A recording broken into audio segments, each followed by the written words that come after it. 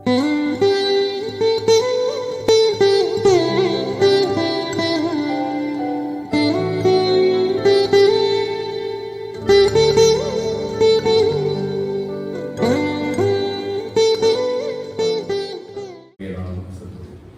நாமத்தில் ஜெபிக்கிறோம் எங்கள் ஜீவன் நல்ல பிதாவே. ஆமென்.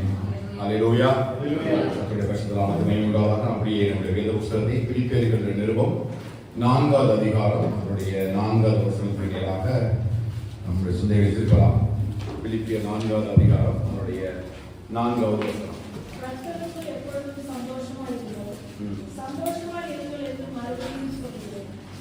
கர்த்தருக்குள் எப்பொழுதும் சந்தோஷமாயிருங்கள், சந்தோஷமாயிருங்கள் என்று மறுபடியும் சொல்லுகிறேன். எல்லாம் சேர்ந்து வாசிக்கலாமா?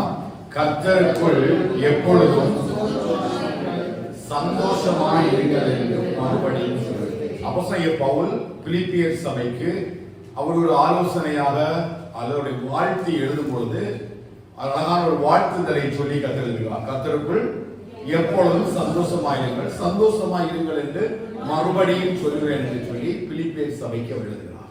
அல்லேலூயா. நாம் அடிக்கடி இந்த வசனத்தை வாசிப்பதும் அநேக செய்திகளை நாம் கேட்டிருந்தாலும் பரிசுத்த ஆவியானவர் இந்த நாளிலே நம்முடைய சபைக்கு, நம்முடைய ஆத்துமாவிற்கு இந்த ஆவிக்குரிய சந்தோஷத்தை எப்படி அந்த பிலிப்பி சபைக்குள்ள வைத்திருந்தாரோ அப்படியே அந்த சந்தோஷத்தை மறுபடியும் நமக்கு திரும்ப தருவார். அல்லேலூயா. இங்கே கர்த்தருக்குள் எப்பொழுதும் சந்தோஷமாயிருங்கள். சந்தோஷம் இங்கே பெரிய முக்கியம் அல்ல. அப்போஸ்தலனாகிய பவுல் இதை எழுதும் பொழுது 2 முக்கியமான வார்த்தைகளை, பதங்களை அவர் எழுதுகிறார். பவுலுடைய நிருபங்களுடைய அந்த நடைமுறைகளை பார்க்கும் பொழுது பிலிப்பியர் சபைக்கு மாத்திரமல்ல, எல்லா நிருபங்களிலும் அவர் எழுதுகிற காரியம் என்னவென்றால் கர்த்தருக்குள், கர்த்தருக்குள் நினைத்திருங்கள், கர்த்தருக்குள் பலன் கொள்ளுங்கள், கர்த்தருக்குள் திடன் கொள்ளுங்கள் என்று சொல்லி அவர் கர்த்தருடைய அந்த பலத்தையும் ஆளுகையும் குறித்து எழுதுவதை நாம் இங்கே பார்க்க முடியும். அல்லேலூயா. அப்போஸ்தலனாகிய பவுலுக்கு ஒன்று மட்டும்தான் வெளிச்சமா இருந்தது. இந்த உலகத்துல எந்த சூழ்நிலையும் சமாதானத்தையும் சந்தோஷத்திலையும் வாழ்வதற்கு, நிரந்தரமான ஒரு மகிழ்ச்சியையும் சந்தோஷத்தையும் பெற்றுக்கொள்வதற்கு இந்த உலகம் ஒருபோதும் தனக்கு பாத்திரமாய் இருக்காது. கிறிஸ்துவுக்கு உள்ள மட்டும்தான் அந்த நிரந்தரமான சந்தோஷத்தை சுதந்திரித்துக் கொள்ள முடியும் என்று சொல்லி தன்னுடைய வாழ்க்கையின் அனுபவத்தில் அவர் அனுபவித்திருந்ததுனாலதான் இந்த பிலிப்பியர் சபைக்கு இந்த வார்த்தையை அந்த நிருபமாக எழுதுகிறார். இது எழுதப்பட்ட காலமும் எழுதப்பட்ட சூழ்நிலையும் நம்ம கவனித்தா மட்டும்தான். இது சாதாரணமாக ஒரு சந்தோஷம் என்று சொல்லி அவர் பிலிப்பியர் சபைக்கு சொல்லி எழுதிவிட்டு போற காரியம் அல்ல. இது ஒரு கண்ணீரின் மத்தியில் நிருபமாக எழுதி பிலிப்பியர் சபைக்கு அனுப்பப்பட்ட ஒரு தேவனுடைய வார்த்தை தான் இந்த சந்தோஷம். அல்லேலூயா. அவர் ரோமாபுரியிலே அப்போஸ்தலனாகிய பவுல் என்று தெளிவாக கவனித்தாதான் புரியும். ரோமாபுரியிலே அப்போஸ்தலனாகிய பவுல் சிறைசாலையில் வைக்கப்பட்டிருக்கிறார். சிறைசாலையில் இருந்து கொண்டு இந்த பிலிப்பியருக்கு இந்த நிருபத்தை எழுதுகிறார். எழுத வேண்டிய காரணம் என்னவென்றால் நன்றி சொல்லி ஒரு பெரிய நிருபத்தை எழுதி அவர் அனுப்புவதை நம்ம பார்க்க முடியும். இந்த பிலிப்பி சபைக்கா அல்லது பிலிப்பு பட்டணத்துக்கா என்று சொல்லி பார்க்கும் பொழுது அந்த நிருபத்தினுடைய 1வது அதிகாரத்தினுடைய முதல் 2 வசனங்களை வாசிக்கும் பொழுது அவர் எழுதப்பட்டதான அந்த காரணத்தை தெரிந்து கொள்ள முடியும். 1வது வசனம் 2வது வசனத்தை வாசிங்க. பவுலும் தீமோத்தேயும் பிலிப்பு பட்டணத்தில் கிறிஸ்து இயேசுவுக்குள், கவனிக்கணும், அங்கு ஒரு பதத்தை பயன்படுத்துகிறார், கிறிஸ்துவுக்குள் எப்பொழுதும் சந்தோஷமா இருக்கு. வேதத்துல கிரீக் மொழியில 2 விதமான வார்த்தை பயன்படுத்தப்படுது. ஒன்னு தியோஸ் காட், இன்னொன்னு குறியோஸ் காட். தியோஸ் என்று சொன்னாலும் கடவுளின் அர்த்தம், குறியோஸ் என்று சொன்னாலும் கடவுளின் அர்த்தம். இந்த தியோஸ் என்று சொல்லும்போது பழைய ஏற்பாட்டு காலத்தில் யெகோவா தேவனை அவர் படைத்தவர், படைப்பாளி என்று சொல்லி, சர்வ வல்லமையுள்ள தேவன் என்று சொல்லி அறியப்படுகிறது. ஆனால் புதிய ஏற்பாட்டு காலத்தில் அவர் குறியோஸ் என்று சொல்லி பயன்படுத்தும் போது ஆண்டவராகிய இயேசு கிறிஸ்துவை கர்த்தர் என்று சொல்லி அழைக்கிறார். அல்லேலூயா. இந்த படைப்புக்கு காரணமான தேவனுக்கு அவர் கொடுத்த அந்த வார்த்தை தான் குறியோஸ் என்கிற ஒரு பதத்தை பயன்படுத்துகிறார். இந்த பதத்தை பயன்படுத்துவது மாத்திரமல்ல, இந்த பிலிப்பி நிருபத்தை எழுதும் பொழுது அவர் சபையில் உள்ள அனைவருக்கும் அல்ல, எழுதுகிற ஒரு தெளிவான காரியம், கிறிஸ்து இயேசுவுக்குள் பரிசுத்தவான்கள் அனைவருக்கும், கண்காணிகளுக்கும், உதவிக்காரருக்கும் எழுதுகிறதாவது. அப்போஸ்தலனாகிய பவுல் எழுத போற இந்த நிருபத்தினுடைய இந்த வசனங்கள், வார்த்தைகள் எல்லாம் எல்லாராலும் ஏற்றுக்கொள்ளப்படக்கூடிய காரியம் அல்ல. எனக்கு கவனிக்கிறீங்களா? இப்ப கர்த்தருக்குள் எப்பொழுதும் சந்தோஷமா இருங்கள் என்று சொன்னா நம்ம உலகத்தனமா அதை சந்தோஷமா நம்ம எடுத்துக்கொள்ள முடியும். ஆனால் அவர் எழுதக்கூடிய நோக்கமும் காரியமும் வேற.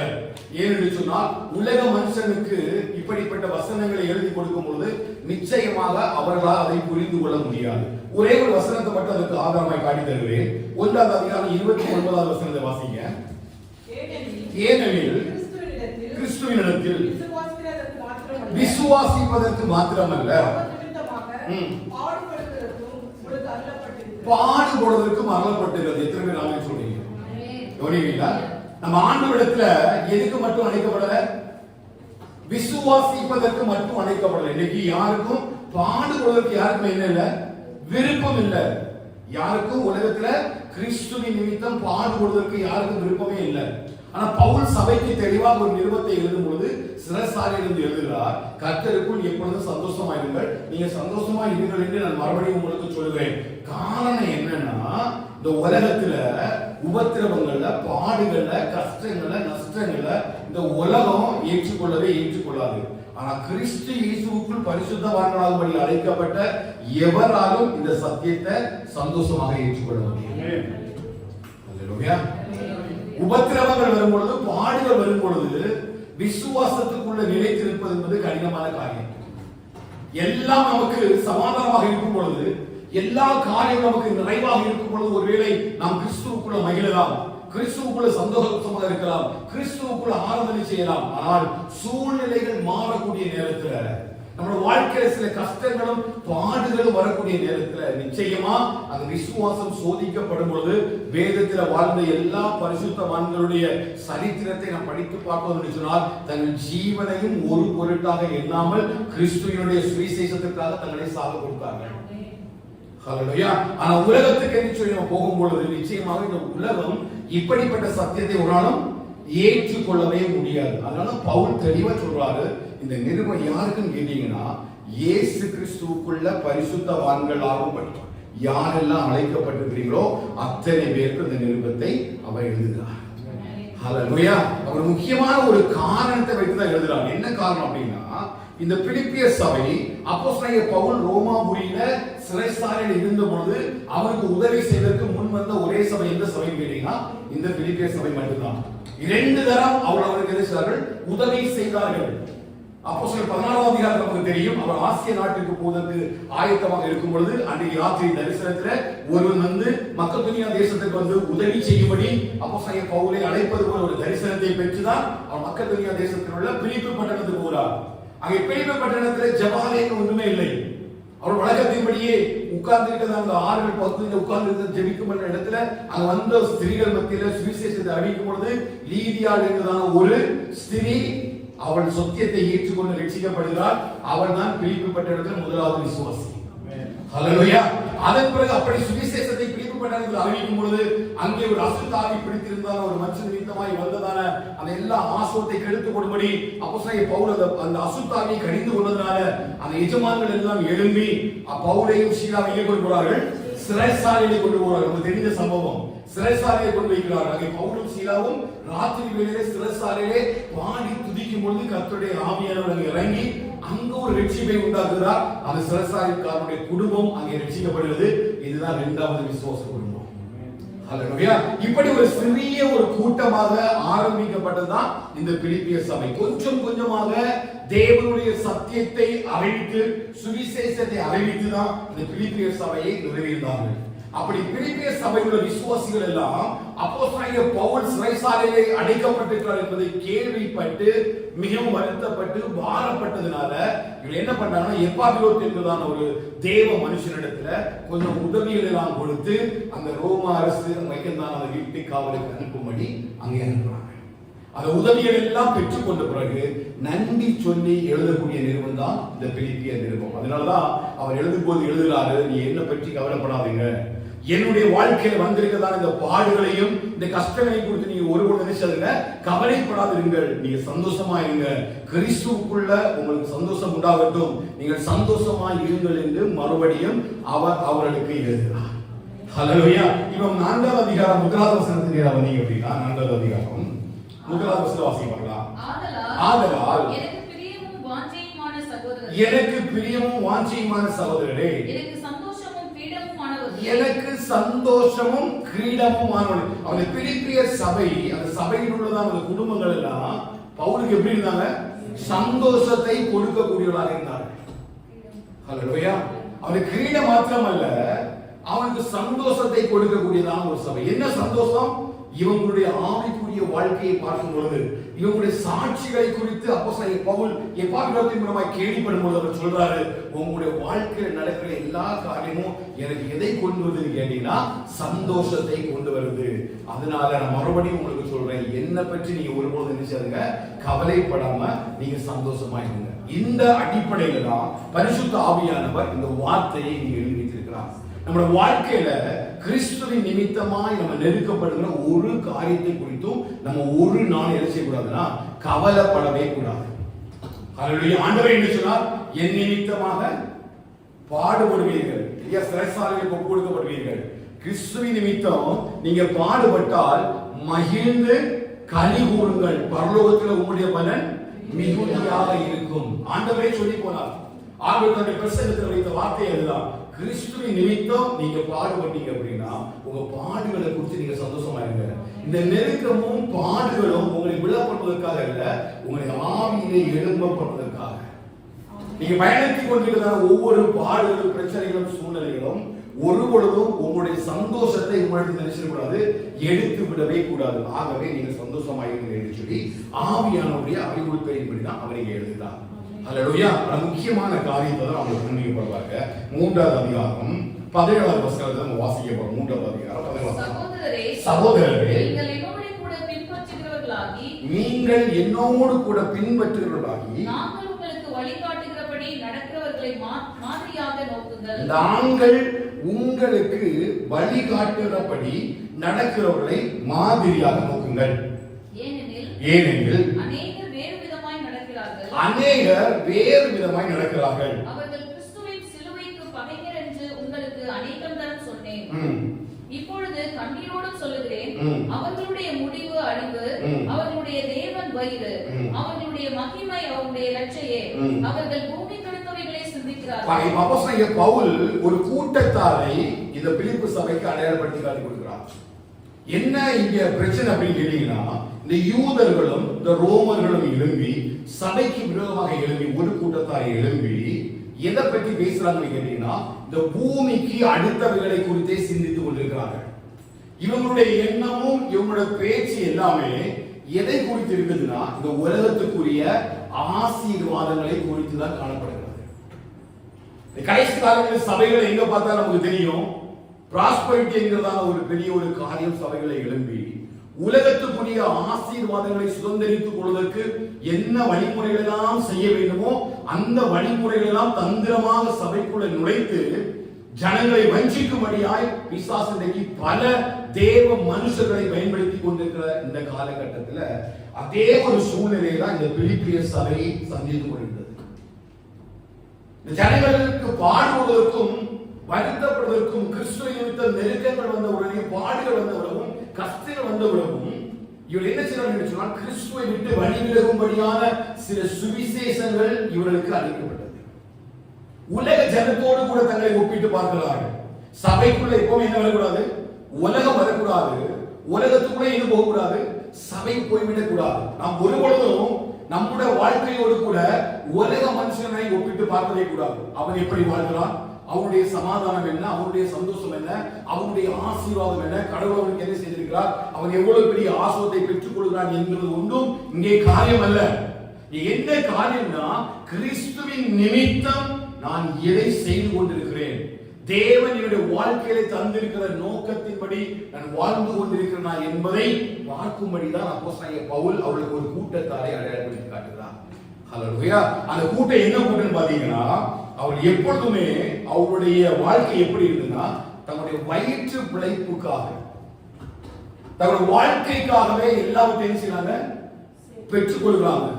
சத்தியத்தை மாற்றி, வசனத்தை மாற்றி இந்த உலகத்தினுடைய ஆசீர்வாதத்தை சுதந்திரித்துக் கொள்வது எப்படி, உலகத்திலே நன்மைகளை சுதந்திரித்துக் கொள்வது எப்படி, உலகத்தில் உள்ள காரியங்களால் எப்படி பெற்றுக் கொள்வதற்கான ஒரு ஆசீர்வாதத்தின் மையமாக வைத்து தேவனுடைய வசனத்தை விட்டு விலகும்படி ஒரு கூட்ட ஜனங்கள் இன்றைய காலகட்டத்தில் அல்ல, அன்றைய காலகட்டத்திலும் இந்த பிலிப்பிய சபையை சுற்றிலும் இருந்திருக்கிறார்கள். ஹல்லேலூயா. பவுல் சொல்றார், ஏற்கனவே நான் என்ன பண்ண உங்களுக்கு அடையாளம் காட்டி கொடுத்தேன். ஏற்கனவே சபையில் இருக்கும் பொழுது நான் உங்களுக்கு சொன்னேன், இந்த ஜனங்களை விட்டு நீங்கள் விலகி ஓடுங்கள், இப்படிப்பட்டவர்களை விட்டு நீங்கள் விலகுங்கள் என்று சொல்லி அடையாளம் காட்டினேன். மறுபடியும் நான் உங்களுக்கு சொல்ல வேண்டியது அவசியம் என்னவென்று சொன்னா, இந்த மனுஷனோடு கூட நீ உன்னை ஒப்பிட்டு பார்க்கும் பொழுது நீ எதற்காக ஓடிக்கொண்டிருக்கிறாய் என்பதை அவள் மறக்க செய்து விடுவார்கள். ஹல்லேலூயா. ஆமென். அப்படிதான் ஜனங்களிடையே தங்களை ஒப்புமை செய்து பார்க்கிறார்கள். வாழ்க்கை எப்படி ஒப்புமை பண்ணுகிறார்கள்? அவர்கள் நல்ல வேலை இருக்கிறது, எல்லாரும் நல்ல வேலை பார்க்கறாங்க, நிறைய சம்பாதிக்கிறாங்க, நிறைய சேர்த்து வைக்கிறாங்க, அவங்க சந்தோஷமா வாழ்றாங்க, அவங்க சமாதானமா வாழ்றாங்க. ஆனா ஆண்டவரை ஆராதிக்கிற எனக்கு,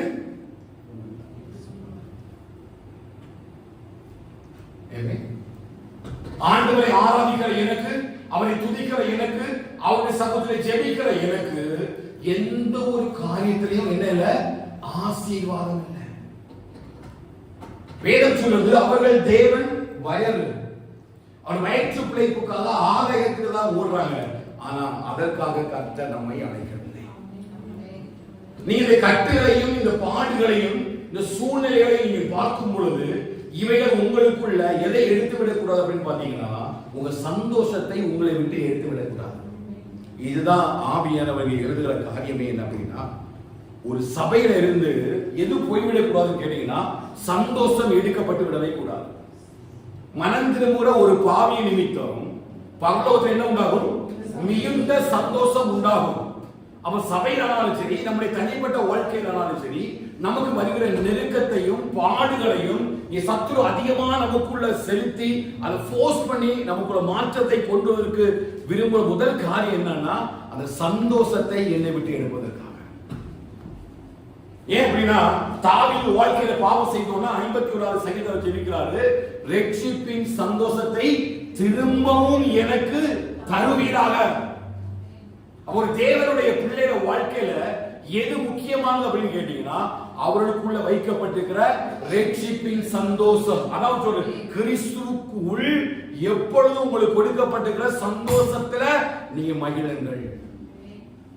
நெருக்கங்கள் வரும்பொழுது, பாடுகள் வரும்பொழுது, சூழ்நிலைகள் மாறும் பொழுது, கஷ்டங்கள் வரும்பொழுது, சூழ்நிலைகள் எதிராக இருக்கும் பொழுது, இது எதற்காக இவ்வளவு பாடுகள், எதற்காக இவ்வளவு கஷ்டங்கள், எதற்காக இவ்வளவு சூழ்ச்சிகள்? ஒரே ஒரு காரணம், நமக்குள்ள இருக்கிற அந்த ரட்சிப்பின் சந்தோஷத்தை நம்மை விட்டு எடுப்பதும் சபையை விட்டு முற்றிலுமாய் அகற்றுவதும் தான் இந்த சத்துருவினுடைய தந்திரமான காரியங்கள். இதற்காக தான் சத்துரு என்ன செய்கிறான்? தேவனுடைய ஜனங்களை வஞ்சித்து, தேவனுடைய பிள்ளைகளை வஞ்சித்து, வசனங்களை விட்டு வழிவிலக செய்து, சத்தியத்தை விட்டு மாற பண்ணி, அவர் வேறு ஒரு சத்தியத்தை இங்கே விதைக்கிறார்கள், விதைக்கிறார்கள். இப்ப 19வது வசனத்தை கடைசி சொல்ல பாருங்க, அவர்கள் பூமிக்கு அளித்தவைகளை சிந்திக்கிறார்கள், ஆனா நம்முடைய குடியிருப்போ சத்தமா ராமே சொல்லுவாங்க. எத்தனை பேர் விசுவாசிக்கிறீங்க? நம்முடைய குடியிருப்பு எங்க இருக்குது? நம்ம எதற்காக அழைக்கப்பட்டிருக்கிறோம்?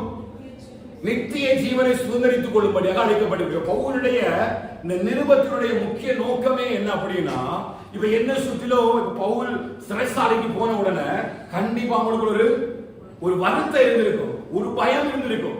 இப்ப நாளைக்கு நானே போயிட்டேன்னா உங்களுக்கு ஒரு ஃபீலிங் இருக்கும், ஐயோ இந்த மனுஷன் நல்லா இருந்தாரு, கூட்டிட்டு போயிட்டாங்களே, கண்டிப்பா ஒரு வருத்தம் இருக்கும், கண்டிப்பா உங்களுக்கு ஒரு பயம் இருக்கும், என்ன குறிச்சு ஒரு ஆதங்கம் இருக்கும், கண்டிப்பா விசுவாசத்தில் ஒரு தடுமாற்றங்கள் இருக்கும்.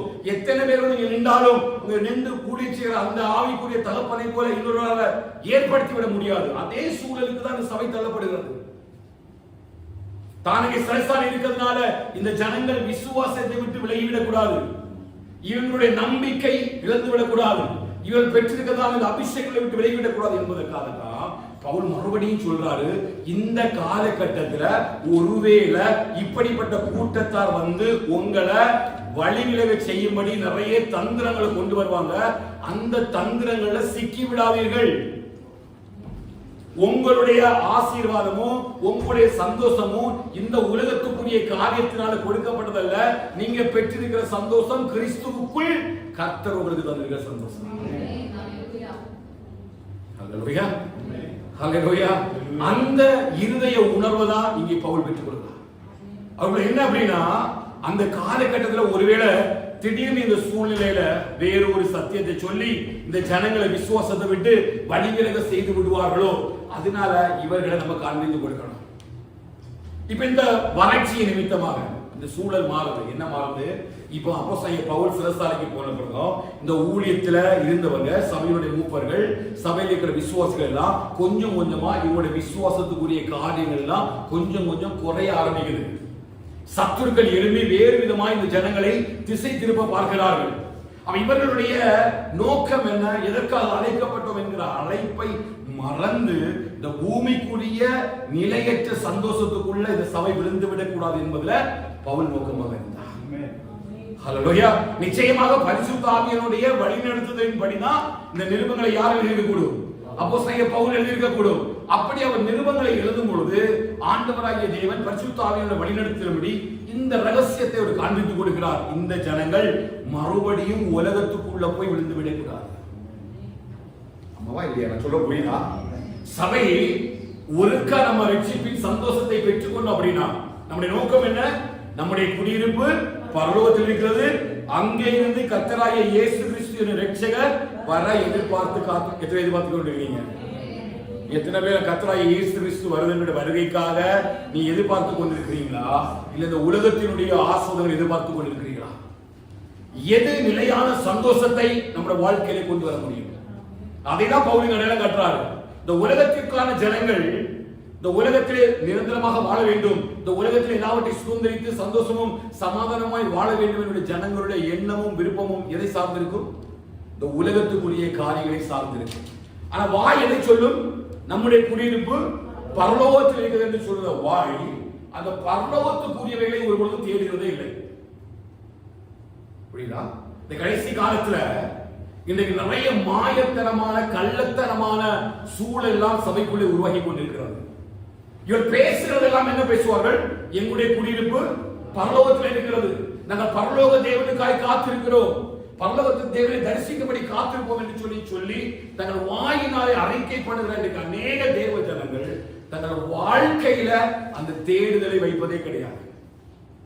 அவங்களுடைய வாழ்க்கையில கனிகள் இருக்காது, ஜெபம் இருக்காது, வேத வாசிப்பு இருக்காது, அர்ப்பணிப்பு இருக்காது, உபவாசம் இருக்காது, சபை கூடி முதல் நிரந்தரமாக இருக்காது. இவை எல்லாவற்றையும் விட்டு விட்டு இவர்கள் எதை பேசுவார்கள் என்று சொன்னால் எங்களுடைய குடியிருப்பு பரலோகத்தில் இருக்கிறது. ஒரு பொழுதும் இந்த வார்த்தை அப்படிப்பட்ட சந்தோஷத்தை நமக்குள்ள விதைக்கவே முடியாது. இதயத்துடைய நிறைவு வாய் பேசும். ஆண்டவர் இயேசு கிறிஸ்துவை சொன்னார், இவர்கள் எல்லாம் எதனால் அறிவீர்கள்? கனிகளினால அறிவீர்கள். அப்போ பரலோகத்தில் நம்முடைய குடியிருப்பு இருக்கிறது என்று சொல்லுறதான தேவனுடைய பிள்ளைகள் எதை தேடணும்? சதமா சொல்லுங்க. பரலோகத்துக்கு போகணும்னு விரும்புறவங்க எப்படிப்பட்ட காரியங்களை செயல்படுத்த வேண்டும்? பரலோகத்துக்குரிய காரியங்களை செயல்படுத்த வேண்டும். ஒருவேளை இது போதகருக்கு தெரியாம இருக்கலாம், சபைக்கு தெரியாம இருக்கலாம், விசுவாசிக்கு தெரியாம இருக்கலாம். ஆனால் உங்களுடைய இருதயங்கள் எல்லாம் ஆராய்ந்து அறிகிற தேவன் ஒருவர் இருக்கிறார். அவர் உங்களை ஆராய்ந்து அறியும் பொழுது கர்த்தர் உங்களுக்குள்ள இருக்கிற விருப்பத்தை எப்படி அறிவார்? அதுதான் பவுல் கேட்கிறார். நீங்க முதலாவது கிறிஸ்துவுக்கு உள்ள கர்த்தருக்குள்ள நீங்க சந்தோஷமா இருக்க கற்றுக்கொள்ளுங்க. என்ன சந்தோஷம் அப்படின்னா, விசுவாசம் மட்டும் சந்தோஷம் இல்ல, உபத்திரமும் பாடுமே சந்தோஷம் தான். புரியுதா? கிறிஸ்துவின் நிமித்தம் நான் நெருக்கப்பட்டால், கிறிஸ்துவின் நிமித்தம் ஒடுக்கப்பட்டால், இது ஒரு நாள் எனக்கு தீமை அல்ல, சமாதானம். ஏனென்று சொன்னால் கிறிஸ்துவின் நிமித்தம் பாடுபட்டால் மகிழ்ந்து கலிகூறுங்கள், பரலோக ராஜ்யத்தில் உங்களுடைய பலன் மிகுதியாக இருக்கும். இந்த வசனத்தை அவங்க காட்டுறாங்க. அவர்கள் உலகத்தை தேடி நடக்கிறாங்க. அவங்க உலகத்துல எல்லா விதமான ஆசீர்வாதம் இருக்குது, உலகத்துக்குரிய காரியங்கள சந்தோஷம் இருக்குது, உலகத்துக்குரிய காரியங்கள் எல்லாம் சமாதானமா மகிழ்ச்சியா பண்றாங்க. அவங்க ஆலயத்துக்கு போறது இல்ல, ஆண்டவரை ஆராதிப்பதில்லை, ஆண்டவரை துதிப்பதில்லை. ஆனா ஒரு இடத்துல அவங்களுக்கு என்ன இல்ல? ஆனா ஆராதிக்கிற எனக்கு தான் இல்லையா? பாருங்க 107வது சங்கீதம் வந்தீங்கன்னா சங்கீதக்காரை தாவீது இதை கரெக்டா ஒரு விதத்துல வந்து அவர் அழகா எக்ஸ்பிளைன் பண்ண பாருங்க. தன்னுடைய வாழ்க்கையை அவர் அங்கே ஆராய்ந்து பார்த்து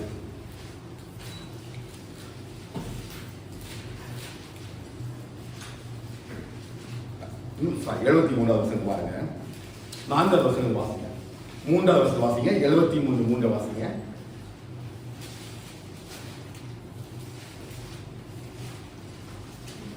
சங்கீதம் 73:3.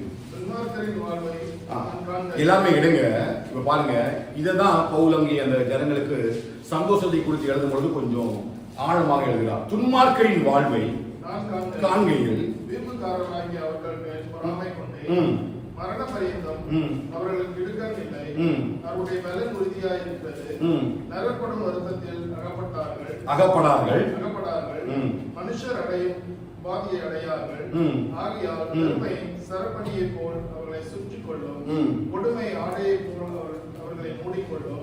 அவர்கள் கண்கள் கொழுப்பினால் எடுப்பாய் பார்க்கிறது. அவர்கள் இருதயம் விரும்புவதிலும் அதிகமாய் அவருடைய இருதயம் விரும்புவதிலும் அதிகம். யாருடைய வாழ்க்கையை பேசுறாரு? இது உலகத்துல நடக்கிறவங்க, உலகத்துக்காக வாழ்றவங்க, உலகத்துக்குரிய காரியங்களை தேடி ஓடுறவங்க வாழ்க்கையினுடைய ஆசீர்வாதம் தான் இது. இவங்களுக்கு என்ன இல்லைன்னு கேட்டீங்கன்னா, மரண பரியந்தம் அவளுக்கு இடுக்கண்களே இல்லை. நரற்படும் வேதியில் அவங்க என்ன செய்யறது? நம்ம நிறைய நேரம் இந்த சூழலை கடந்து வந்திருக்கிறோம் இல்லையா? கூட இருக்கிறவங்களுக்கு ஒரு தீமையும் ஒரு பொழுதும் உருவானதே இல்லை, ஒரு கஷ்டமும் இல்லை, ஒரு நஷ்டமும் இல்லை. அவங்க எல்லாம் சம்பாதிக்கிறாங்க, எல்லாம் வேலை பார்க்கறாங்க, சமாதானமா நடக்கிறாங்க. ஆனா அவளுக்கு எல்லாம் என்ன இருக்குது இல்லைன்னா ரட்சிப்பின் சந்தோஷம் இல்லை. பவுல் இங்க அடையாளத்தை மாத்துறாரு. என்ன சொல்றாருன்னா, துன்மா கூட வாழ்வை கொஞ்சம் கவனிச்சு பாருப்பா, இது ஒண்ணுமே அவங்களுக்கு இல்லை. அடுத்த பாருங்க 13வது வசனத்தை வாசிங்க. நான் விருதாவாகவே என் இருதயத்தை சுத்தம் பண்ணி குற்றமில்லாமையிலே என் கைகளை கழுவினேன். நாள்தோறும் நான் பாதிக்கப்பட்டும் காலைதோறும் தண்டிக்கப்பட்டும் இருக்கிறேன். இவ்விதமாய் பேசுவேன் என்று நான் சொன்னேனானால், இதோ உங்களுடைய பிள்ளைகளின் சந்ததிக்கு துரோகியாவே. இதை அறியும்படிக்கு யோசித்து பார்த்தேன். நான் தேவனுடைய பரிசுத்த ஸ்தலத்துக்குள் பிரவேசித்து அவர்கள் முடிவை கவனித்து உணர்மளவும் அது என் பார்வைக்கு விசனமாய் இருந்தது. துன்மார்க்கருடைய வாழ்வை பார்த்துட்டு என்ன சொல்றாரு? தன்னை கொண்டு பண்ண வைக்கிறார். நான் விருதாவாகவா அழைத்துட்டு போறேன், நான் விருதாவாகவா ஆண்டவரை தேடுறேன்.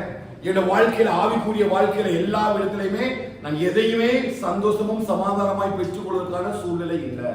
ஆனா என் கூட இருக்கிற துன்மார்க்கரை பார்க்கும் பொழுது, யார் இந்த துன்மார்க்கர்?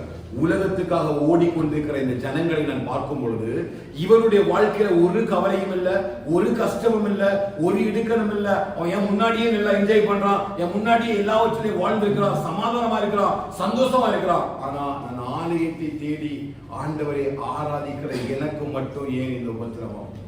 கண்டிப்பா கடைசி காலங்களில் சத்துரு இதை காண்பித்துதான் இன்னைக்கு அநேக தேவ ஜனங்களை வெஞ்சித்து விட்டார். இதை காண்பித்து இந்த உலகத்தினுடைய மாயையும் இந்த உலகத்துக்குரிய ஆசீர்வாதத்தையும் காண்பித்துதான் சத்தியத்தை விட்டு வழிவிலக செய்யும்படியான எல்லா சூழலையும் உருவாக்கி விட்டார். அதனால பவுல் தெளிவா எழுதுறாரு, இவர்களுடைய முடிவு வேற மாதிரி இருக்கும், இவங்களுடைய வாழ்க்கையுடைய கடைசி முடிவு வேற மாதிரி இருக்கும். அதனால ஒரு பொழுதும் நீங்க என்ன பண்ணாதுங்க அப்படின்னா, இந்த ஜனங்களோடு கூட நீங்க என்ன பண்ணாதுங்க, சேர்ந்து விடாதுங்க. உங்க வாழ்க்கை இவங்களோட ஒரு பொழுது ஒப்பிட்டு பார்க்காதுங்க. ஏன் அப்படின்னா, அவர்கள் தேவன் வந்து வயராகவும் இந்த உலகத்துக்குரிய காரியங்கள்லாம் தேடி ஓடிக்கொண்டிருக்கிறார்கள். ஆனால் தேவன் உங்களையும் என்னையும் அப்படிப்பட்ட காரியத்துக்காக அழைக்கவில்லை.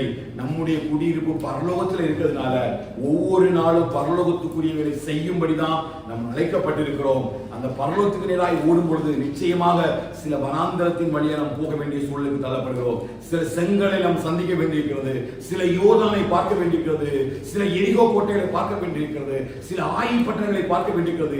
இவை எல்லாவற்றிலும் கர்த்தர் உங்களோடு கூட இருந்து வழி நடத்துவதற்கு அவர் வல்லமை உள்ள தேவனாக இருக்கிறார். ஆகவே நீங்கள் கிறிஸ்துவுக்குள் சந்தோஷமா இருக்கிறார். அல்லேலூயா. நீங்க உலகத்தோடு நீங்க உங்க ஆவிக்குரிய வாழ்க்கையை நீங்க ஒப்பிட்டு பார்த்தீங்க அப்படின்னா கண்டிப்பா நமக்குள்ள என்ன இருக்காது? பவுலுடைய வாழ்க்கையை இவங்க சபை பார்க்கும் பொழுது, அதான் 1வது அதிகாரத்துல பாருங்க, 7வது வசனத்தை சொல்றாரு பாருங்க. 1வது அதிகாரம் 7வது வசனம். என் கட்டுகளிலும் நான் சுவிசேஷத்துக்காக உத்தரவு சொல்லி அதை நிலைப்படுத்தி வருகிறதிலும் நீங்கள் அனைவரும் எனக்கு அருளப்பட்ட கிருபையில் பங்குள்ளவர்கள் ஆனதால் உங்களை இருதயத்தில் தரித்துக் கொண்டிருக்கிறபடினாலே உங்கள் எல்லாரையும் குறித்து நான் இப்படி நினைக்கிறது எனக்கு தகுதியாய் இருக்கிறேன். தன்னுடைய கட்டை சொல்றாரு, நான் கட்டுகள் தான் இருக்கிறேன். ஆனா இந்த கட்டுகளிலையும் கர்த்தர் என்ன சுவிசேஷத்துக்கு உத்தரவு சொல்லும்படி ஒரு கிருபை தந்திருக்கிறார். ஆரம்பிக்கிறதே அப்படி எழுதுறாரு. என்ன எழுதுறாரு அப்படின்னா, கண்டிப்பா நீங்க எனக்கு இந்த உதவியை செய்வதற்கு நீங்க இந்த எப்பாபிரத்துக்கு அனுப்பும்போது நான் எங்க இருக்கிறேன்? சிறைசாலையில் இருக்கிறேன். எது நிமித்தமாக? சுவிசேஷத்து நிமித்தமாக சிறைசாலையில் வைக்கப்பட்டிருக்கிறேன். சுவிசேஷ நிமித்தமாக நான் நெருக்கப்பட்டிருக்கிறேன். ஆனா அப்படிப்பட்ட கட்டுகள் ஆனாலும் சரி, அந்த கட்டுகளிலையும் நாம் சுவிசேஷத்துக்கு உத்தரவு சொல்லும்படி ஒரு கிருபையை கர்த்தர் எனக்கு தந்திருக்கிறார். ஹல்லேலூயா. அப்ப நீங்க சுவிசேஷத்தின் மூலமாக நீங்க என்னை பார்க்கும் பொழுது இந்த கட்டுகள் எல்லாம் பெரிதான கட்டுகளே அல்ல. சுவிசேஷத்திற்காக நான் ஓடிக்கொண்டிருக்கிற ஓட்டத்தை நீங்க பார்த்தீங்க அப்படின்னா, சுவிசேஷத்துக்காக நான் வாழ்கிற அந்த வாழ்க்கையை பார்த்தீங்கன்னா கண்டிப்பா உங்களுக்கு இது பெருசா தெரியாது. ஏன் அப்படின்னா, கிறிஸ்துவுக்கு உள்ள நான் சந்தோஷமா இருக்கும்படி கற்றுக்கொண்டதுனால அந்த சந்தோஷத்துக்குள்ள நீங்களும் நிலைத்திருக்கும்படி நான் உங்களை ஏவுகிறேன். ஹல்லேலூயா. சந்தோஷமா இருங்கள் என்று சொல்லும் பொழுது இது ஏதோ ஒரு இடத்துல ஓடி பிடிச்சு சொல்றதல்ல. அவர் தன்னுடைய வருத்தத்திலையும் அந்த சபையை குறித்த பாரம் அதிகமாய் அவரை தாக்கிறதுனாலையும் அந்த ஜனங்கள் மேல வைத்திருந்த அளவற்ற அன்பினாலையும் ஒருபொழுதும் இந்த ஜனங்கள் தன்னுடைய கட்டுகள் நிமித்தமாய் விசுவாசத்தை விட்டு விலகி விடக்கூடாது என்பதற்காகவும் தன்னை முன்னிறுத்தி எழுதுகிற ஒரு வார்த்தை தான், கர்த்தருக்குள் எப்பொழுதும் சந்தோஷமாயிருங்கள். மறுபடியும் திரும்பவும் சொல்றாரு, நீ என்ன செய்ய? சந்தோஷமாயிருங்க. ஏன் அப்படின்னா, அந்த 29 வசனம் வாசித்தது போல கிறிஸ்துவிடத்தில் விசுவாசிப்பதற்கு மாத்திரமல்ல, நாம் எதற்கு அழைக்கப்படுகிறோம்? அவர் நிமித்தமாக பாடுபடுவதற்கும் அழைக்கப்பட்டிருக்கிறோம். அழைப்பவர் சொல்றாரு, நாங்க இருக்கிறதுனால உங்களுடைய சந்தோஷம் குறைந்து போயிடவே கூடாது. ஒருவேளை பவுல் இங்கே சிறைசாலையில் இருக்கிறார், விசுவாசத்திலே நம்பிக்கையில உங்களுடைய அளவு ஒரு விசை கூட என்ன செய்யக்கூடாது? குறைந்து போகவே கூடாது. நீ ஒண்ணு மட்டும் நினைங்க, நம்முடைய அழைப்பு எதற்காக என்றா விசுவாசிப்பதற்காக மாத்திரமல்ல. இந்த கடைசி காலத்தில் உங்களையும் கண்ணையும் கர்த்தர் எதற்கு அழைத்திருக்கிறார்? விசுவாசிப்பதற்காக மாத்திரமல்ல, அவர் நிமித்தமாக சில பாடுகளை நாம் சந்திக்க வேண்டியிருக்கும். சத்தியத்தின் நிமித்தமாய் சில அவமானங்களையும் நிந்தைகளையும் கஷ்டங்களையும் நஷ்டங்களையும் நாம் சந்திக்க வேண்டியிருக்கும். பரிசுத்தத்தின் நிமித்தமாக சில பாடுகள் நமக்கு வரும். பரிசுத்தத்தின் நிமித்தமாக சில அவமானங்கள் வரும். வசனத்துக்காக நாம் நிற்கும் பொழுது, தேவனுக்காக நிற்கும் பொழுது, தேவனுடைய வார்த்தைக்காக நிற்கும் பொழுது நிச்சயமாக சில இடுக்கமான சூழ்நிலைகளை நாம் சந்திக்க வேண்டியது வரும். அப்படி இடுக்கமான சூழல்ல நீங்க ஓடும் பொழுது துவண்டு விடக்கூடாது. அதெல்லாம் ஆண்டவரே சொன்னார், ஜீவனுக்கு போற வாசல் இடுக்கமா இருக்குது, கேட்டு போற வாசல் விசாலமா இருக்கு. எல்லாரும் விசுவாசிக்கிறாங்க, ஆனா விசுவாசத்தை நிமித்தமா வருகிறதான உபத்திரவங்கள்ல அவரால் நிற்க முடியல. விசுவாசங்கள்ல எழும்புற அவமானங்களினால நிந்தைகளினால அவரால் நிற்கவே முடியல. அப்படி விசுவாசத்தை நிமித்தமாய் வருகிற பாடுகளையும் கஷ்டங்களையும் நிற்பதுக்கு தான் அவர் அழகான ஒரு நல்ல ஒரு வசனத்தை நமக்கு எழுதி தந்திருக்கிறார். இதை வாசிக்கும் பொழுது கண்டிப்பா நமக்கு புரியணும், நம்ம விசுவாசிப்பதற்கு மாத்திரமல்ல, அவர் நிமித்தமாக பாடுபடுவதற்கு நம்ம அதிகமா நம்ம ஜெபிக்கும் பொழுது, அதிகமா வேதம் வாசிக்கும் பொழுது, அதிகமா நம்ம சபைக்குள்ள ஒரு மனதோடு கூட இருக்கும் பொழுது, ஒற்றுமையா நம்ம போகும் பொழுது நிச்சயமாக சத்துரு அதுல பெரிய கிணிகளை கொண்டு வருகிறார். என்னோட விசுவாசத்தை உடைப்பதற்காக, என் ஆவிக்குரிய வாழ்க்கையை உடைப்பதற்காக, நம்மளுடைய ஒரு மனத்தை உடைப்பதற்காக, நம்மளுடைய அபிஷேகத்தை உடைப்பதற்காக யாரையாவது சத்துரு பயன்படுத்தி, ஒரு கூட்டத்தாரை பயன்படுத்துவது போல ஒரு கூட்டத்தாரை பயன்படுத்தி ஒவ்வொரு ஆவிக்குரிய சபைகளையும் எப்படியாவது ஒரு குழப்பத்தை அவங்கள கொண்டு வந்துருந்தாங்க. நம்மளோட தனிப்பட்ட வாழ்க்கையில பாருங்க, நம்ம நல்லா ஜெபம் பண்ணி நல்ல வேதம் வாசித்து நம்ம ஆவிக்குரிய வாழ்க்கையில முழுமையான ஒரு அர்ப்பணிப்போட எப்படியாயிரும் தேவனுக்காக ஏதாவது ஒரு காரியத்தை செய்து விட வேண்டும் என்று சொல்லி வேகமாய் ஓடிக்கொண்டிருக்கும் பொழுது சில ஸ்பீடு பிரேக்கர் நம்ம கொண்டு வச்சிடலாம். வைக்கிறோம்னா இல்லையா? விசுவாசத்தின் வாழ்க்கையில நம்ம ரொம்ப வேகமா ஓடுறோம். எவ்வளவு தூரம் நம்ம வேகமா ஓடுறோமோ அவ்வளவு தூரத்திற்கு சில நெருக்கங்களை சத்துரு நமக்குள்ள வீசுறான், சில கலைகளை நமக்குள்ள கொண்டு விதைக்கிறான். எதற்காக?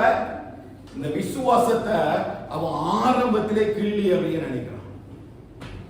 அதனால பவுல் சொல்றாரு, நீ விசுவாசிப்பதற்கு மட்டும் நீங்க அழைக்கப்படலப்பா, உங்களுக்கு பாடுகளும் உண்டு, அதற்காகத்தான் நீங்க அழைக்கப்பட்டீர்கள். அதனால தீமோத்தேயுவுக்கு சொல்லும்போது சொல்றார், நீங்கள் அவரோடு கூட பாடுபட்டால் அவரோடு கூட ஆளுகையும் செய்வீர்கள். ஆளுகை செய்வதற்காக கர்த்தர் நம்மை அழைத்திருக்கிறார் என்கிற உணர்வை அவன் சபைக்குள்ள விதைக்கிறான். ஏன் இந்த சந்தோஷத்தை குறித்து பேசுறோம் அப்படின்னா, உலக மனுஷனுக்கு இந்த பாடுகள் வரும்போது நிச்சயமா என்ன வராது? சந்தோஷம் வராது. உபத்திரவத்தின் மத்தியில உலக மனுஷன் எப்படி இருக்க முடியாது? சந்தோஷமாக இருக்க முடியாது. தீமையான காரியங்கள் வாழ்க்கையில வரும்பொழுது உலக மனுஷனால சந்தோஷமாய் வாழ முடியாது. எதிர்லையான காரியங்கள் வரும்பொழுது உலக மனுஷனால சந்தோஷமா வாழ முடியாது. ஆனா நமக்கு ஒன்று தெரியும், என் தேவனாகிய கர்த்தர் என்னோடு கூட இருப்பதனால நான் விசுவாசிப்பதற்கு மாத்திரமல்ல, பாடுபடுவதற்கும் நான் அழைக்கப்பட்டிருக்கிறேன். ஹல்லேலூயா. அந்த சந்தோஷத்தை தான் பவுல் எழுதுறாரு. இதை நீங்க மனசுல வச்சுட்டு நீங்க ஓட ஆரம்பிச்சிட்டீங்க அப்படின்னா ஒருபொழுதும் உங்க சந்தோஷத்தை பிசாசு திருடவே முடியாது. அவன் எதுக்கு இவ்வளவு முயற்சிக்கிறான்? எதற்கு இவ்வளவு பாடு, எவ்வளவு அவமானம், எவ்வளவு நிந்த? நீங்க எல்லாம் ஆடி பாடி ஆராய்ச்சி துதிச்சு வேத வாசித்து சந்தோஷமும் சமாதானமா நீங்க தேவ பிரசன்னத்தில் இருக்கும் பொழுது அவனால நிம்மதியா இருக்க முடியாது. அவன் ஒன்றுதான் இங்கிருந்து எடுக்க முடியும். எது? என்னுடைய சந்தோஷம். தாவீது பாருங்க, தாவீது நல்ல அவன் ஒரு ராஜாவா இருக்கிறான், அவ்வளவு படை வீரர்கள் எல்லாம் நிறைவா இருக்குது. பாவம் செய்ய வச்சு எதை இழந்து போயிட்டான்? எதை இழந்து போனா? அவன் ஆண்டவரை கேட்க விண்ணப்பம் என்ன? எனக்கு மறுபடியும் ராஜ்யபாரத்தை தாங்க, எனக்கு சம்பத்தை தாருங்க, ஆசீர்வாதத்தை தாருங்கன்னா கேட்டான்? இல்ல. எதை கேட்டான்?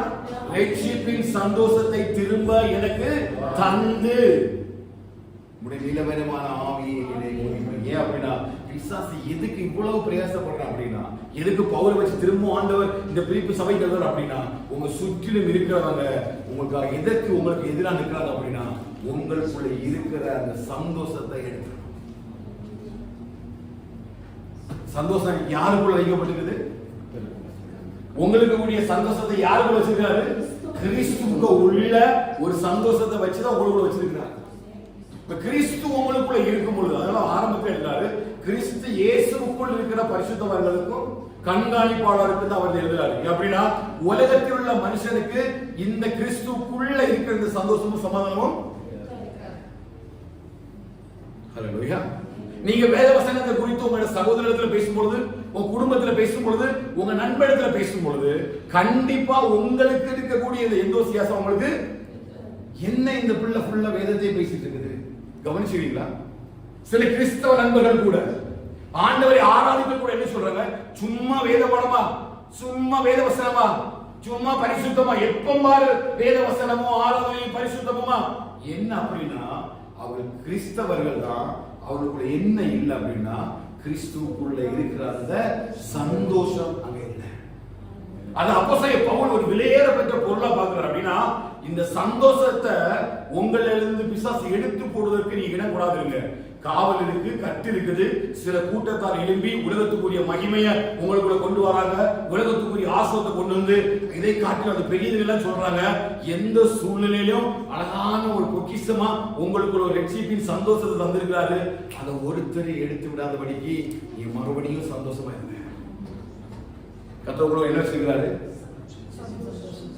இருக்கிறீங்களா? உங்களுக்குள்ள எல்லாம் என்ன இருக்குது? எத்தனை உணர்ந்து இருக்கிறீங்க? எனக்கு எவ்வளவு வியாதி வந்தாலும், எவ்வளவு கஷ்டம் வந்தாலும், நஷ்டம் வந்தாலும், எவ்வளவு சூழ்நிலை மாறினாலும் ஒரு சந்தோஷம் எனக்கு இருக்குது. என்ன சந்தோஷம்? என்ன சந்தோஷம்? ரட்சிப்பின் சந்தோஷம். விலையேறப்பட்ட ஒரு ரட்சிப்பின் சந்தோஷத்தை கர்த்தர் எனக்குள்ள வச்சிருக்கிறாங்க. அதை ருசித்து பார்க்கிறால மட்டும்தான் உணர முடியும். நான் அதெல்லாம் சொல்லிடுறேன். ஆரம்பத்தில் வாசிக்கும் பொழுது எனக்கு ஆண்டு காட்டியிருந்த வார்த்தை அதுதான். இதை எல்லாராலும் நினைச்ச முடியாது. உணர்வு சந்தோஷமா இருங்கன்னா நீங்க ஆவியிலே சந்தோஷமா இருங்கள், நம்பிக்கையிலே சந்தோஷமா இருங்கள், விசுவாசத்திலே சந்தோஷமா இருங்கள் என்று சொல்லி 4 பாயிண்ட் வைத்து பேசிட்டு போயிட முடியும். ஆனா கர்த்தர் வார்த்தையை கவனிக்க சொன்னார். இந்த சந்தோஷம், ரட்சிப்பின் சந்தோஷம் எல்லாருக்கும் உணரக்கூடியது அல்ல. கிறிஸ்து இயேசுவுக்குள் யாரெல்லாம் வாழ்கிறார்களோ அவங்களால மட்டும்தான் அதை உணர முடியும். இவ்வளவு வெள்ளிக்கிழமை வேகமா ஓடி வரும், மற்ற கூடுகளுக்கு ஏன் வேகமா ஓடி வரும்? ஏன் இவ்வளவு பிரயாசப்படுறோம்? எதற்காக இவ்வளவு நேரங்கள் இல்லாத நேரத்தை உருவாக்கி வேத வாசிக்கிறோம், ஜெபிக்கிறோம்? எதுக்கு ஆண்டவரை துதிக்கிறோம்? ஒரே ஒரு ரீசன் தான், நம்முடைய குடியிருப்பு பரலோகத்தில் இருக்கிறது என்கிற நம்பிக்கையும் ஒரு சந்தோஷமும் நமக்குள்ள விதைக்கப்பட்டிருக்கிறது இல்லையா? ஆனா இந்த நம்பிக்கையின் சந்தோஷத்தை தான் யார் ட்ரை பண்றா? பிசாசு ட்ரை பண்றா. அதனால வேதமே சொல்லுது, மனம் திரும்புற ஒரு பாவி நிமித்தம் பரலோகத்துல மிகுந்த சந்தோஷம் உண்டாகும். இந்த சந்தோஷம் தான் அந்த சந்தோஷம். அப்ப ஒவ்வொரு நாளுமே பிசாசு யாரையாயிரம் விழுங்கி விடலாம் என்று சொல்லி வகை தேடி சுற்றித்ததுக்கு காரணம் என்னன்னா, உங்களுக்குள்ள இருக்கிற அந்த ரட்சிப்பின் சந்தோஷத்தை அவன் காட்டுவான். இந்த உலகத்துக்குரிய எல்லா காரியத்தையும் காட்டுவான். இல்லையா? ஆண்டவரே இயேசு கிறிஸ்து ஞானஸ்நானம் பெற்று கரையில உடனே வசனம் சொல்லுது, பரிசுத்த ஆவியானவர் புறாவை போல இறங்கினார், இவனுடைய நேசகுமாரன், இவரில் பிரியமா இருக்கிறேன் என்று சொல்லி மகிழ்ச்சியான ஒரு செய்தி அளிக்கப்பட்ட உடனே பரிசுத்த ஆவியானவரை சோதிக்கும்படி வனாந்தரத்துக்கு கொண்டு போகப்பட்டு வசனத்தை வச்சு ஆண்டோட பேசுறான். நீ என்னை தாழை விழுந்து பணிந்து கொள், இது எல்லாம் நான் உனக்கு தரேன். அப்போ ஒரு விசுவாசிக்குள்ள இந்த ரட்சிப்பின் சந்தோஷமும் இருக்குது, இந்த உலகத்துக்குரிய சந்தோஷத்தையும் ஒருத்த கையில வச்சிருக்கிறான். ரெண்டு கையில ரெண்டு இருக்குது. கிருபையினால விசுவாசத்தை கூட நம்ம மீட்கப்பட்டோம். இது நமக்கு தேவனால் உண்டான ஈவு. இந்த கையில யார் இருக்கிறா? பிசாசு இருக்கிறான். யாரை குறி வைக்கிறான்? யாரை குறி வைக்கிறான்? இந்த ரட்சிப்பின் சந்தோஷத்தை சுமந்து திரிகிற பிலிப்பிய சபையை குறி வைக்கிறான். இங்க பவுல் சபைக்குள்ள இல்ல, சபை நிறுவிட்டாரு.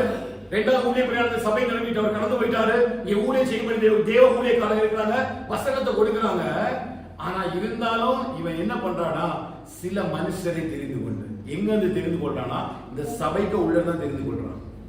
இங்க யூதர்களையும் ரோமர்களையும் எடுத்துக்கொண்டு இந்த நியாயப்பிரமாண சத்தியத்தை கொண்டு வந்து, இந்த செழிப்பு என்கிற உபதேசத்தை கொண்டு வந்து, அப்படி வஞ்சிக்கப்பட்ட ஜனங்களை வச்சு என்ன போதிக்கிறான் அப்படின்னா, இந்த விலையேறப்பட்ட ரட்சிப்பை காட்டிலும் இன்னொன்னு என் கையில் இருக்குது. எது? உலகம். அப்ப யாருக்கு இந்த ரட்சிப்பு விலையேறப்பட்டதாக தெரியுதோ அவர்களுக்கு மட்டும்தான் இது ஒண்ணுமே இல்லைன்னு தோணும். எப்படி தோணும்? ஒண்ணுமே. இந்த அடிப்படையில் அவர் 3வது அதிகாரத்தில் எழுதுறாரு பாருங்க. 3வது அதிகாரத்துக்கு வாசிங்க, 7வது வசனம் வாசிங்க. ஆகிலும் எனக்கு லாபமாய் இருந்தவைகள் எவைகளோ அவைகளை கிறிஸ்துவுக்காக நஷ்டம் என்று எண்ணினேன். எனக்கு லாபமா இருந்தது எதுவோ அதையெல்லாம் கண்டுபிடிட்டேன். தன்னை முன்னணி எடுத்து பேசுறான். இவன் நான் நிறைய வச்சிருக்கிறேன்னா, இப்ப தனித்தனா இருக்கிறேன், ஸ்ட்ரெஸ்ஸால உட்கார்ந்து இருக்கிறேன், இது ஒண்ணு எனக்கு பெருசு கிடையாது, ஏன்னா எனக்கு நிறைய லாபமா இருந்தது, இதை எல்லாவற்றையும் எதுக்கு வேண்டி விட்டேன்னா இந்த ரட்சிப்பின் சந்தோஷத்தை அப்படின்னு இதை நான் அறியணும். அடுத்த வசனம் வாசிங்க. அது மாத்திரமல்ல, கர்த்தராகிய கிறிஸ்து இயேசுவை அறிகிற அறிவின் மேன்மைக்காக எல்லாவற்றையும் நஷ்டம் என்று எண்ணிக்கொண்டிருக்கிறேன். எல்லாவற்றையும் நான் விட்டுட்டேன். இப்போ சில பேர் உங்கள்ட்ட சொல்றாங்க இல்லையா, இந்த ஆசீர்வாதம், இந்த குடும்பம், இந்த உலகம், இந்த உலகத்தின் மேன்மையை ஒருத்தர் கையில வச்சுட்டு என் முன்னாடி சுத்தி சுத்தி சுத்தி வர்றான் இல்லையா, இது ஆல்ரெடி என்கிட்ட இருந்ததுப்பா. ஆனா இதையும் கம்பேர் பண்ணி பார்க்கக்கூடிய நேரம் இதுக்கு முன்னாடி இது ஒரு பொருட்டே இல்லை.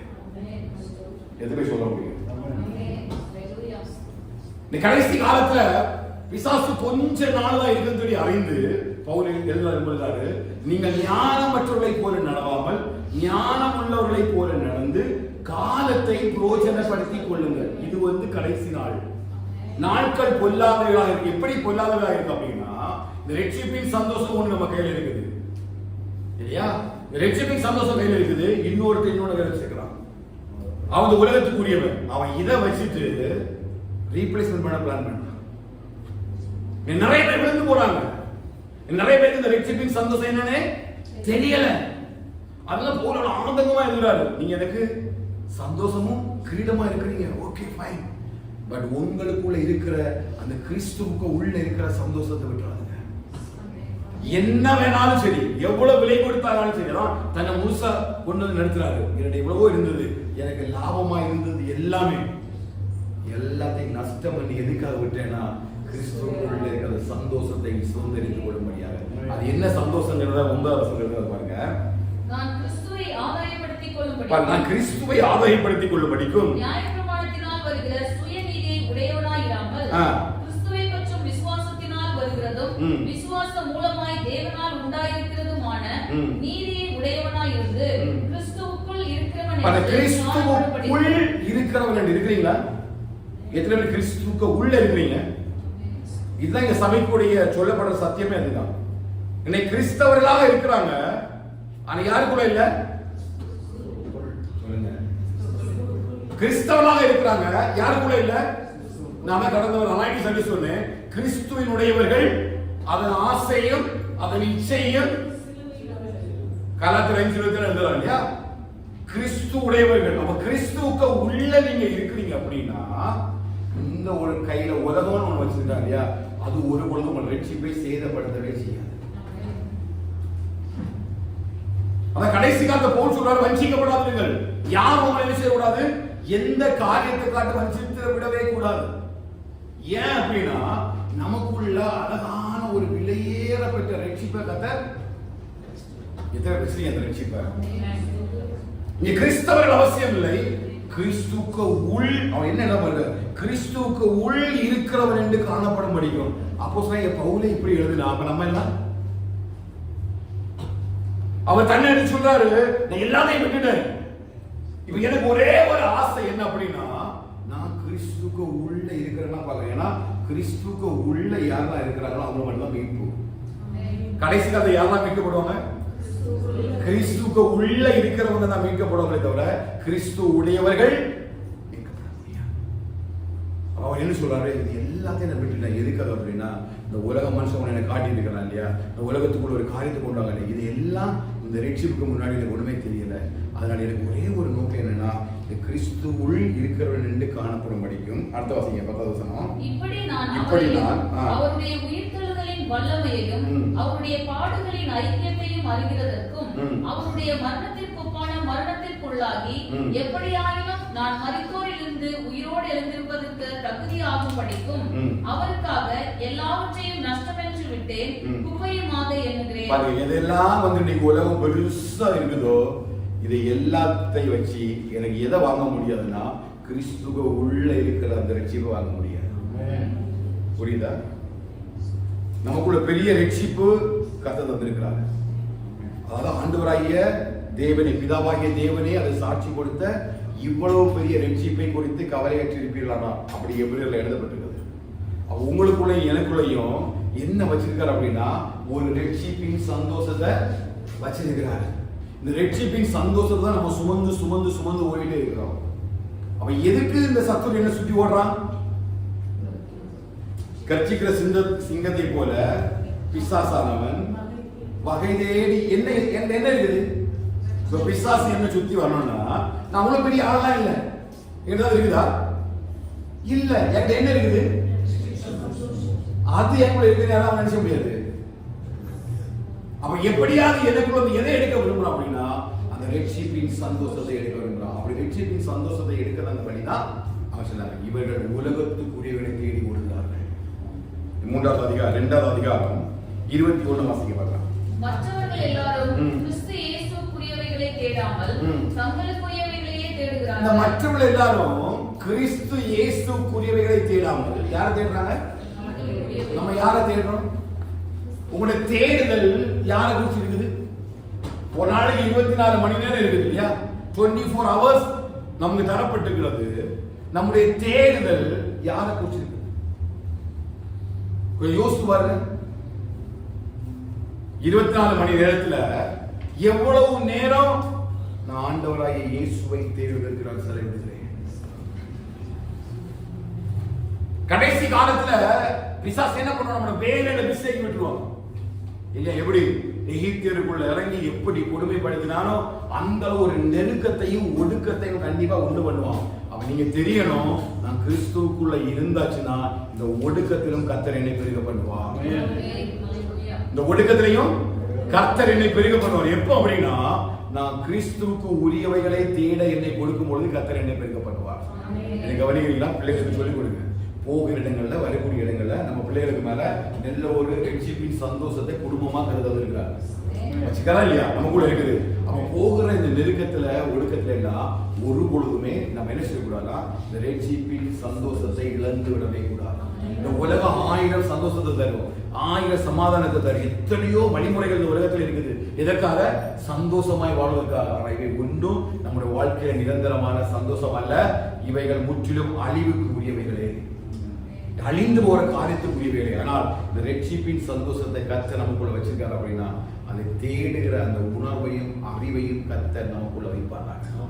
ஏன்னா நிறைய அதிகாரம் ஃபுல்லா நீங்க படிச்சு பார்த்தீங்கன்னா ஒவ்வொரு வார்த்தையினுடைய அந்த முக்கியமான கருப்பொருள் என்னன்னு கேட்டீங்கன்னா அந்த சபைக்கு சொல்றாரு, சந்தோஷமா இருங்க, கிறிஸ்துவுக்குள்ள எப்பொழுதும் சந்தோஷமா இருங்க, சந்தோஷமா இருங்க. ஏன் அப்படின்னா உங்க சந்தோஷத்தை உங்களிடத்திலிருந்து எடுத்து போடும்படிக்கு தான் பிசாசு அதிகமா முயற்சி பண்ணுவான். குடும்பத்துல சண்டை கொண்டு பண்ணுவோம். எதுக்கு?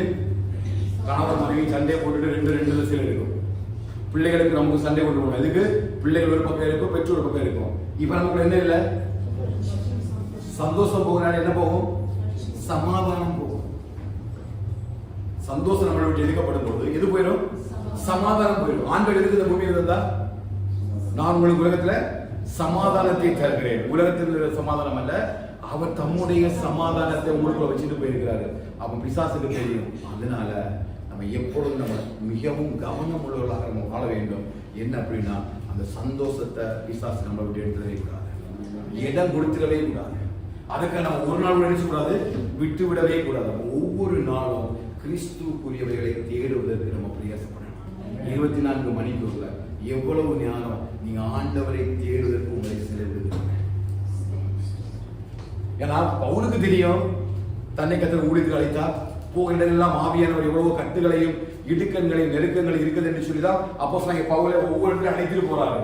ஆனா பிலிப்பிய சபையை பவுல் பார்க்கும் பொழுது அவருக்கு மைண்டுக்குள்ள ஒண்ணு ஓடுது, ஒருவேளை இந்த ஜனங்கள் கிறிஸ்துவுக்குள்ள இருக்கிற சந்தோஷத்தை இழந்து போயிருவாங்களோ. எவ்வளவு கஷ்டப்பட்டு விதைச்ச விதை மக்கள் துணியோட போய் இவ்வளவு பாடுகள் மற்றும் சிறசாலையெல்லாம் போய் உட்கார்ந்து விதைச்ச ஒரு சபை, உருவாக்கின ஒரு சபை தான். ஒருவேளை இந்த ஜனங்கள் இந்த சந்தோஷத்தை இழந்து விடக்கூடாது அப்படின்னுதான் அவர் அந்த வசனத்தை அங்க எழுதி அனுப்புறாரு. நீங்க ஒண்ணு மட்டும் விட்டுறாதுங்க, கர்த்தர் கூட இப்போது சந்தோஷமா இருங்க.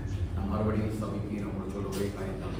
ஒருவேளை நிறைய நெருக்கத்துக்குள்ள போயிட்டு இருப்பீங்க, நிறைய பாடுகளுக்குள்ள போயிட்டு இருப்பீங்க, நிறைய தோல்விகள் இருக்கும், நிறைய கஷ்டங்கள் இருக்கும், எதிர்பார்த்த காரியங்கள் ஒன்றும் உங்களுக்குள்ள நடக்காம இருக்கலாம். ஆனா நிச்சயமா அழைத்த தெய்வம் உங்களை கைவிட மாட்டார். நான் தீர்க்கதரிசனமாக சொல்றேன், நிறைய பேர் நிறைய தோல்விக்குள்ள கஷ்டத்துக்குள்ள எதிர்பார்த்த காரியங்களை நிறைய நேரம் நடக்காம நீங்க சோர்ந்து போற எவ்வளவோ சூழ்நிலை உண்டு. பலவீனத்தின் நிமித்தமா, சுகவீனத்தின் நிமித்தமா, பிள்ளைகளுடைய காரியம், பிள்ளைகளுடைய காரியத்தை நிறைய நீங்க சோர்ந்து போறீங்க. ஏன் இந்த சோர்வுன்னு கேட்டீங்கன்னா, உங்களுக்குள்ள இருந்த ரட்சிப்பை அவன் எடுப்பதற்கு பிளான் பண்றான். விடாதுங்க, சந்தோஷப்பட்டு களி கொடுங்க. பரலோகத்தில் உங்களை பலன் கண்டிப்பாக இருக்கியா? இந்த உலகத்துடைய பலனுக்காக கர்த்தர் உங்களை அழைக்கிறார். இந்த ஒரு கூட்டம் ஜனம் இந்த உலகத்துக்காக ஓடிட்டு இருக்கு இல்லையா, உலகத்துடைய சமாதானத்தை தேடி ஓடுது இல்லையா, அதற்காக கூட்டத்தோட கூட்டமா கர்த்தர் உங்களை என்னை அழைக்கிறார். அவர் தம்முடைய ஒரே பேரான குமாரனை இந்த பூமியில அனுப்பி நல்ல ஒரு ரட்சிப்பின் சந்தோஷத்தை நம்ம கூட வச்சிருக்கிறாரு. அந்த சந்தோஷத்தை உடைப்பதற்கு சத்துடைய எந்த வழிகளையும் நம்ம கையாடுவோம், என்ன சூழ்நிலைகளையும் எப்படிப்பட்டதான காரியங்களையும் வஞ்சகமா உங்க குடும்பத்துக்குள்ள, உங்க பிள்ளைகளுடைய வாழ்க்கைக்குள்ள, உங்க வேலை பார்க்க இடங்களில நெருக்கத்தையும் ஒடுக்கத்தையும் கொண்டு வருவோம். தளராதுங்க, கர்த்தர் நம்மோடு கூட இருக்கிறார். நம்மை அழைத்த தேவன் உண்மை உள்ளவர். பிசாசை சொல்லுங்க, நான் விசுவாசிப்பதற்கு மாத்திரமல்ல, கிறிஸ்து நிமித்தம் பாடுபடுவதற்கு தான் நான் அழைக்கப்பட்டேன். இக்காலத்து பாடுகள் இனி வெளிப்பட போற மகிமைக்கு ஒப்பானதல்ல. ஒரு நாள் என் தேவன் வருவார், எங்களை மிகவும் மேன்மேலே கொண்டு வைப்பார். இந்த வசனத்தை நம்ம சொல்லி நம்ம ஜெபிக்க போறோம். அல்லேலூயா. எல்லா கண்களை அப்படியே மூடுங்க, வேதத்தை அப்படியே கையில வச்சுங்க. யாரும் பேக் உள்ள வைக்காதீங்க, அப்படியே கையில வேத புத்தகத்தை அப்படியே வச்சுருங்க. இந்த வசனத்தை சொல்லி நம்ம ஜெபிக்க போறோம். அல்லேலூயா.